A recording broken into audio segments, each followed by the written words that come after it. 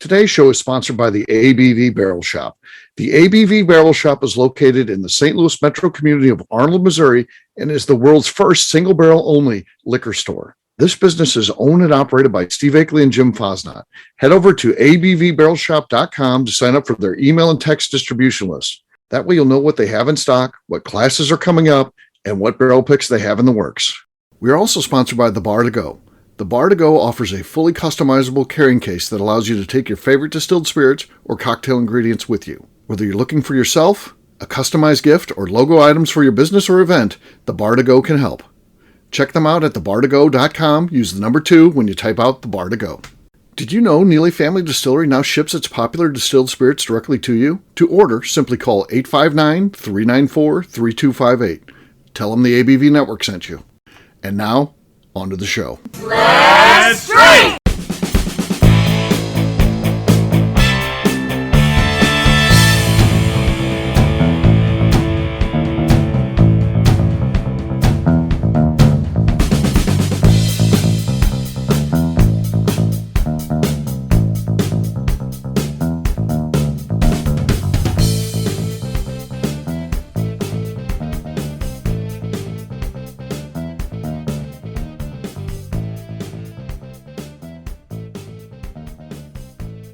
Welcome to the Bourbon Daily, the podcast about everything bourbon delivered to you every day of the week.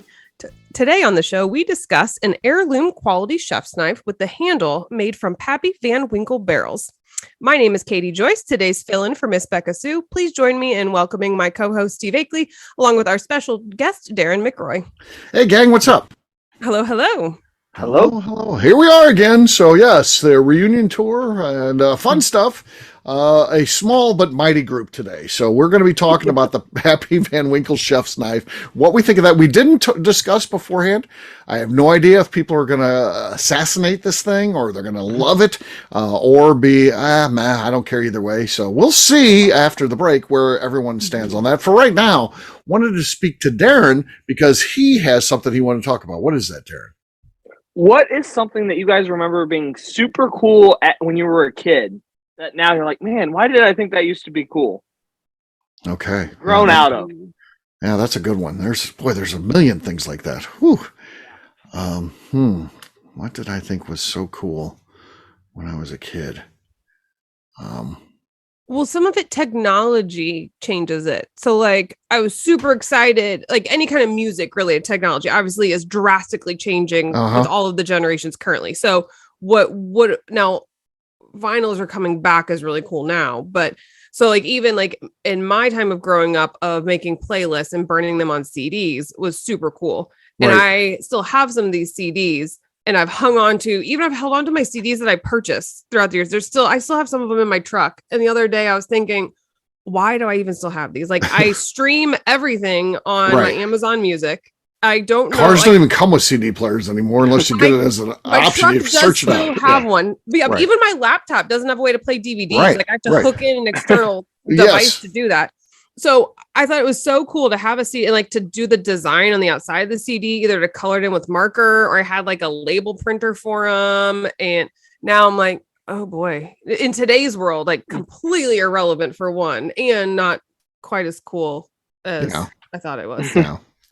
All right. Here's a great example of something that totally changes in your life. I thought of a good one as Darren threw this out there and I couldn't think of anything right away. I went blank and then Katie talked and then I was like, oh, I got one.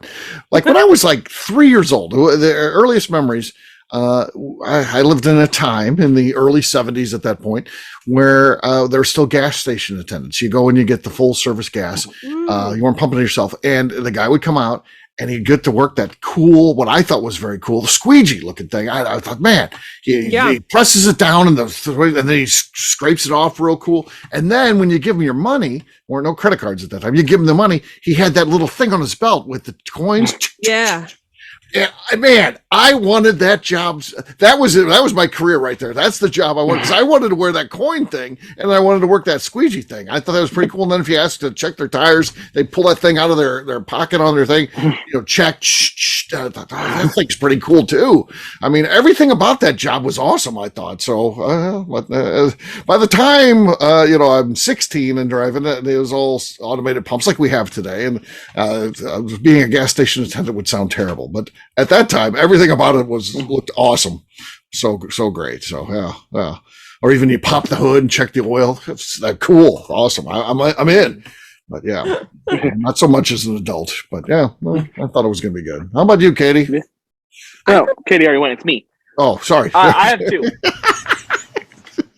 I guess she wanted to say something about that, but okay. No more commentary from Katie. It's Darren's turn. Darren, I threw out the question. I'll control who says what. So wait a second, Darren. You got your shorts on. Are your cowboy boots on there too? Then? No, I don't have shoes on. I don't wear shoes in my house. Okay, fair enough. Very strict about no shoes. They say you got to run out to the grocery store after we get done podcasting. The cowboy boots going on? No, flip flops. Okay, now I'm visioning like the snorkel and like. You're like, this is better than when he usually wears his cowboy boots. He's got the flopping down the aisle. Oh yeah.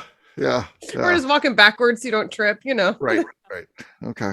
All right. Well, Darren, yes, go ahead. We'll like iPhones. Like I remember when I was little, iPhones were just coming out.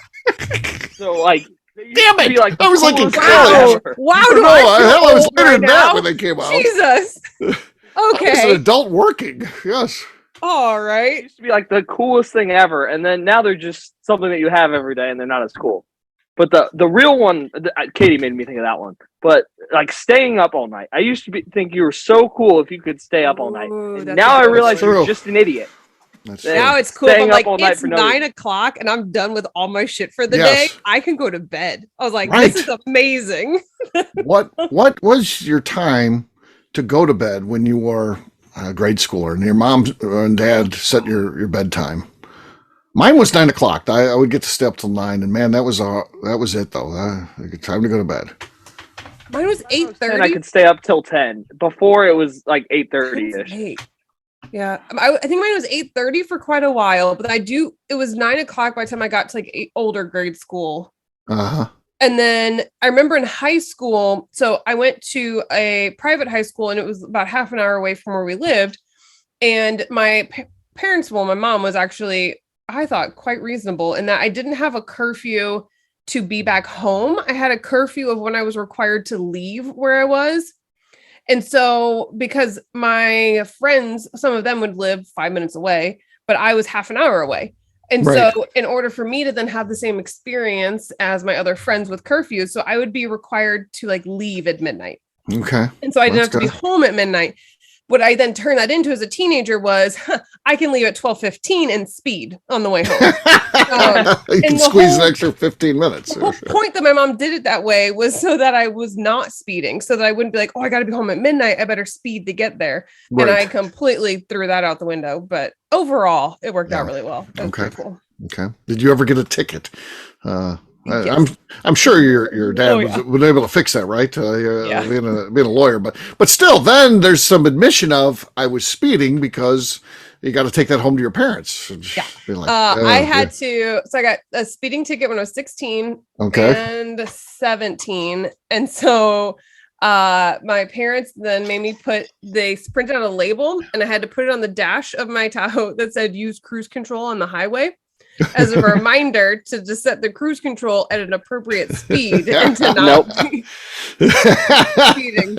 So that was part of my change in plan of what I was required to do after my second speeding ticket. Yeah, well, there you go. You were put on a program. So yeah, that's good. That's good. All right. Well, guess what, gang? It is time to drink. What is everyone drinking? We'll let Darren start this time. Darren, what do you got? I got a little bit of 291 from the ABV Barrel Shop. Nothing there. Nothing. Man, we see your arms move, but we just hear nothing. We're gonna have to get a microphone for Darren or something. Something's going on there. Yeah. Cork pop at the bar is great, but when I do them here, that was completely silent here. Oh, okay. Well, we did get that done. It was accurate what we heard. Yeah. So. All right, Katie, you're next. I have Old 55, the ABV Barrel Shop barrel number 1. Okay. Okay, that was decent. Could be enough. I've got Old Forester 1910, more than half gone, I'd say. But I haven't opened it for a while. That's the wild card. So was that going to be kind to me? So here we go. No, nothing. Ugh, that was embarrassing. By default of having a pop in general. Yeah, yeah, you win. You got some noise out of there. So, cheers. Ding. Cheers. All right, we'll take a quick break, and then when we come back, we're going to be talking about this Pappy Van Winkle chef's knife that is available now for $500 on pappyco.com. We'll do that in just a few.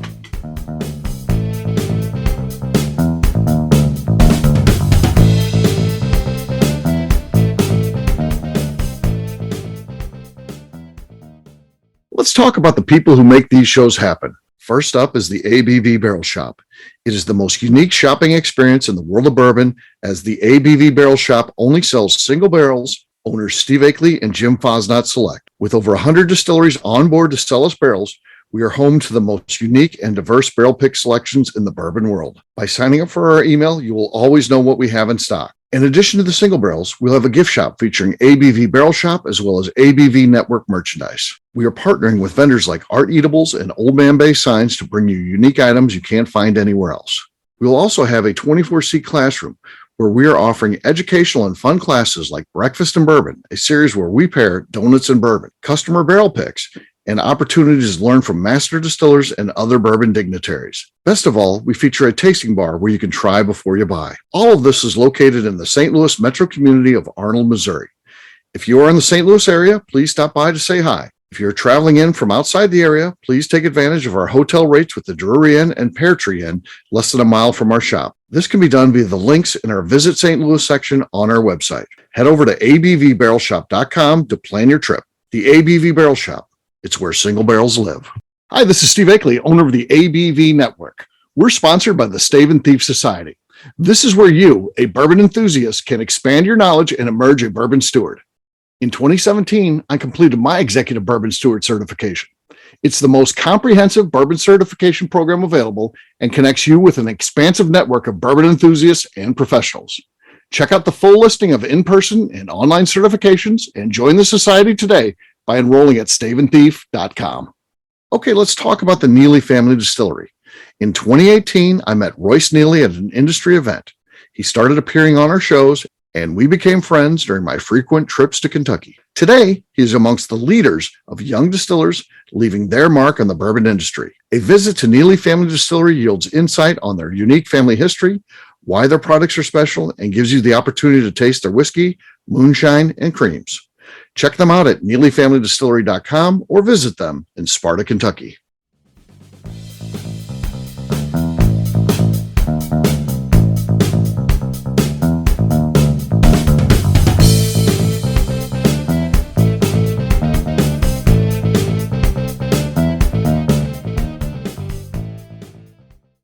As Becky said, everybody's bringing trash. I'm stepping up my game with a brand new single barrel from Neely Family Distillery. This is the Autumn Vanilla single barrel. Nice. I've already preemptively taken the plastic off, not wasting anybody's time, Becca. And then let's see if this cork pop goes.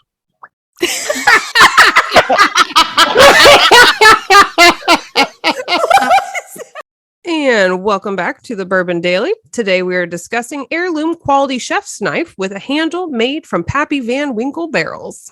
Yes, we are. So this chef's knife, again, from Pappy Co., and they get together some partnerships and stuff like that. And this isn't the first time they've had a knife. First time I believe they've had a chef knife involved, which is pretty cool. And if you know anything about chefs, the knives that they have, the knives are very expensive. I mean, I would say $500 is probably low end for what they're typically getting. I mean, you're talking about a chef in a restaurant. That's just the tools of the trade, and they are very expensive. So this is not out of the realm. Now, whether it's up to that standard, I don't know. I'm not the chef myself. I enjoy cooking outside, mostly on the grill. But this, for me, is interesting. $500 is a lot. Definitely a lot. But I like the idea of it being a very bourbon thing. I like the idea of if I get it and I start using it all the time, ultimately can be something that's passed on to my daughter who does like to cook a lot. And it could be, hey, I'm using Dad's knife. I'm trying to think of if she would use it. That would be something pretty cool. Let's say, hey, this is the one that Dad always do. Every time I would go over for cookouts and stuff, there'd be Dad chopping stuff up with that chef's knife. So I'm contemplating this one. I like the idea of a very good knife. I like that's Pappy Van Winkle. I think that's a great brand. We certainly can complain that we don't get it and it goes for crazy on the secondary and all that kind of stuff. And certainly there's marketing into this. It's people are going to buy this because it's affiliated with Pappy Van Winkle. But so that's my take on it. I am not against it. Matter of fact, kind of considering it. We'll see what happens. I don't know whether I'll be able to get it or not. Katie, what do you think about this one? Where do you fall on this particular knife? My gut reaction. My gut reaction. That was good. So at first I thought, oh hell no. So as my immediate just reaction to this, but I think part of it is because there have been so many gimmicky things from so many whiskey brands. And so that was my first reaction of thinking, okay, what kind of marketing ploy is another whiskey brand pulling this time? But when I looked into it and the Middleton made knives, yes, it is an artisan based knife to begin with, which I think is a fantastic pairing. So it appears to be a high quality knife. And so I'm not an expert on knives, but my understanding is if you take care of it well, it really will last a lifetime. Mm-hmm. And then it's also a brand that focuses on that artist side of it. It's not just a utilitarian, we make professional cutlery that is high quality. So I think the brand of it is actually a really great pairing with this. And I do like that it's Pappy. If they did this with Blanton's, I would be less in support of it. The fact that it's with a whiskey brand that truly does make a good quality product, in my opinion, as well. And it's something that is that hard to find. I think it's a great combination there. So once I looked into the more details, I think it's a really cool thing they're doing. I will not be buying one because I only own a kitchen because it came with the house. So this is not a good item for me personally. They do a Pappy Van Winkle like grip handles to put on my 1911 pistol. That'd be great. Now you're speaking my language, but fan of the 1911. I like the 1911 as well. I have a 1911. Excellent. And so, but it's the world's greatest gun. I think it's the world's greatest gun. It's lasted forever. It doesn't jam. But man, and they're pretty. That's very pretty. Important. Yeah. Has to be functional and pretty. And it's the real deal. I mean, yes. And I tell you what, Royce Steele said it one time. He racked it. He's like, that's the noise somebody who's breaking in your house does not want to hear. I agree. They're like, I might have come in the wrong house. Yeah. I'm just going to close this door. Thank you. Yes. Yeah. So me too. Cool. I have multiple pistols in my bedroom, but the one is ready to go. There's one in the chamber, but my 1911 is not. And for the one purpose of that sound as well, in case I would ever need that in a certain situation as well, it's there and ready. I'm thinking about something else. Yeah. Because any criminal for the most, and you know crime as much as anybody, they're going for the easy situation. Yep. The fact when someone goes in and someone's in the house and they want to beat them up or tie them up or what, most criminals don't want to do that. They want to get into where they can get in, get out, not even interact with anybody. And the sound of that, I think just the sound alone should. Well, and the goal of owning the firearm is to not have to use it as well. Right, exactly. To be prepared with it, so you never have to use it in that way. Yeah. All right, Darren, what are your we got off topic. Yeah, Darren, what are your thoughts on this $500 chef's knife? I am out because it's a Pappy knife. Okay. If it was a Nobleton's barrel or whatever, I would be more in. Yeah, Nobleton's. That would be okay. Charge me $1,000, Demetrius. But I think Pappy's just overhyped. If it was just a bourbon barrel finish and you got, even if it was wild turkey or something else that's more common and more ready, I think I'd be like, this was my daily drinker and they turned it into a barrel knife. I like that a lot better for a knife and the handle's made out of it and that kind of stuff. So that That's what I like about it. I would like it to be something that you could actually, drink while you're cutting up with whatever. Okay. Yeah. Every time you go to cut something, you have a pour of Pappy, you're gonna run out of Pappy. It would be nice if Middleton's Knife Company had a program. Again, it's artisan made, so obviously there's people that are making this. If you could get with them and provide whatever they need, just a single stave or what they need to then make that, and then they then do the knife of your choice. That'd be kind of cool. For a price, you could. But I think it's going to cost much more than $500 for a single knife. Right. You pay for good things in life, Katie. Like if it's going to bring me joy, I'll do it.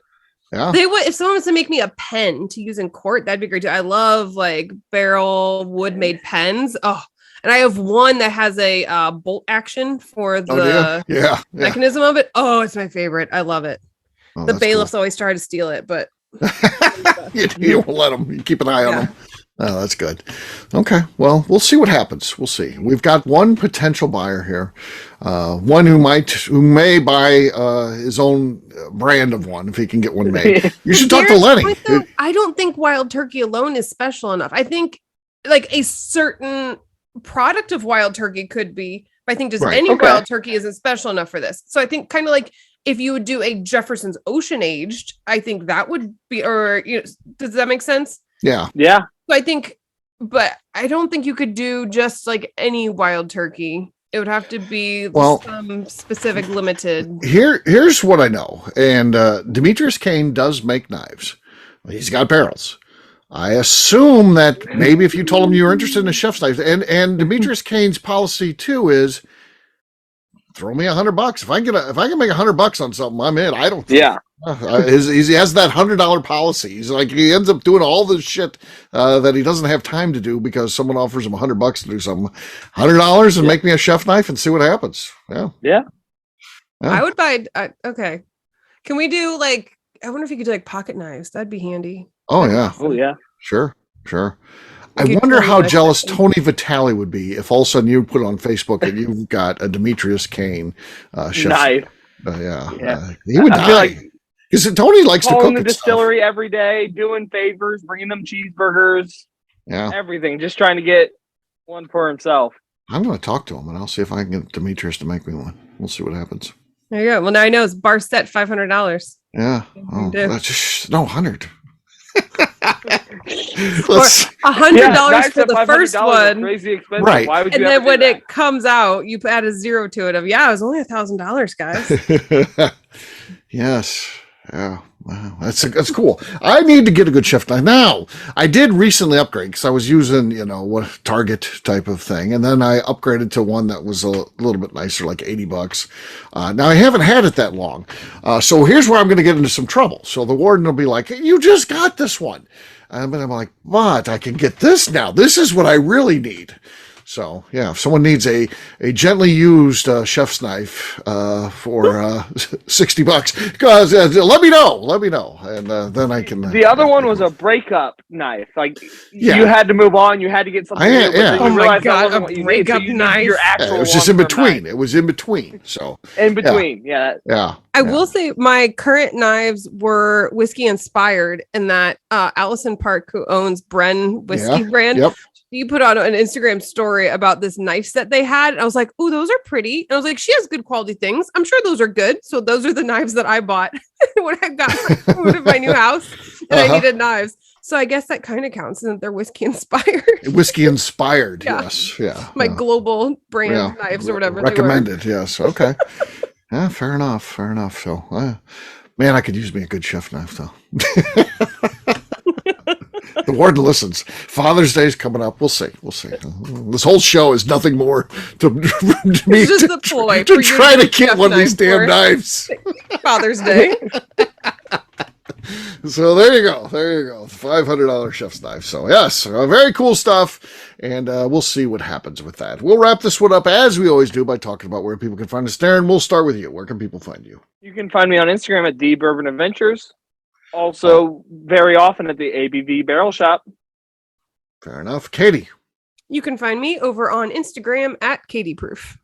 All right, for me, I'm an easy guy to find. I'm at Steve Akeley on Twitter, Instagram, or Facebook. I've got a website, steveakeley.com. We've also got that company website. That thing's abvnetwork.com. Check it out. Everything that we do is out there. We put our previous shows, we put our blogs, so much more, abvnetwork.com. And come by and see us, the ABV Barrel Shop. Darren's there. We're open 7 days a week. If you're there Sunday, Monday, Tuesday, he's going to be there. Jim and I are there the rest of the time. Sometimes Darren's there with us, sometimes he's not, so should be fun stuff. Come by and see us. At least sign up for our email and text distribution over at abvbarrelshop.com. Anything else to say before we get out of here, Katie? Why, yes. I would like to remind the audience to please give us a well-earned 5-star review that includes comments. It helps new people find the show, which is very important to us. If you'd like to know what we're doing, we ask that you please visit our Patreon page at patreon.com/theabvnetwork. Great job today, gang. For audience, we'll have a brand new show for you tomorrow. Looking forward to that. Until then, take care, everybody. See ya. Bye-bye. Bye, y'all. Peace.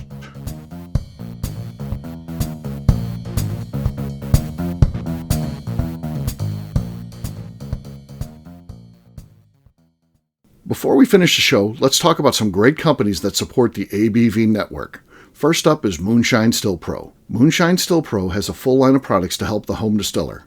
Whether you want to experiment on the stove in your kitchen or you're looking for a bigger setup in your backyard, owner Russell Creed and his team can help. They have multiple still offerings, accessories, and even grain from their partners at Goldstone Mill to assist you in making whiskey on par with your favorite distillery. They can also help you with some fabricated parts you probably can't make yourself if you are attempting a DIY still project. Learn more or order your still or parts at moonshinestillpro.com. Last but not least is the ABV Barrel Shop. While we don't get to play in the allocated bourbon game because we aren't selling the other products you have to do to get those, we do have access via our friendships in the bourbon industry to some really cool stuff. Have you ever seen your favorite craft distiller selling some really cool limited offerings only in their gift shop? I'm talking things like the hazmat offering Distillery 291 did for their 10th anniversary, or Neely Family Distillery's Papa's birthday barrel. They don't have enough of it to send it out to distributors, so they only sell it via their gift shop. Well, companies like Distillery 291 and Neely Family Distillery have agreed to sell us 2 or 3 cases of these offerings moving forward, meaning our store will have the access to some of the rarest whiskeys in the world. Way more difficult to come by than the allocated bourbon offerings with the national release. Yes, they will be extremely tough to come by, but if you're a customer of our store, you'll have a chance to get them. Get signed up for our email or text list over at abvbarrelshop.com so you don't miss out. The Bourbon Daily is part of the ABV Network. For more information or to become a sponsor, please visit abvnetwork.com. Thanks for listening and cheers. This has been a Steve Akeley production.